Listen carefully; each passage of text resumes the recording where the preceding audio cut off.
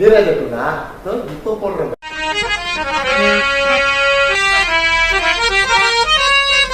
எப்படி super sir. என்ன மாதிரி டியூன்ஸ் போடுறீங்க? இன்னும் இருக்காதா? இது இளையராஜா வச்சிருந்த ஆர்வல் பெட்டி தான். அது இங்க இருக்கு.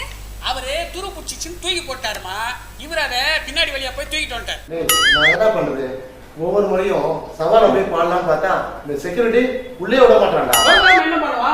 நீங்க சபாவில பாடுறதுக்கு சான்ஸ் வாங்கணும்னா நேரா சபா செக்ரட்டரி கிட்ட போய் பாடி காட்டணும். அதை விட்டுட்டு கேட்லயே நின்றுட்டு வாட்ச்மேன் முன்னாடி பாடி காட்டினா அவங்க உங்களை பிச்சைக்காரன் நினைச்சிட்டு வெளியே போகிறான்.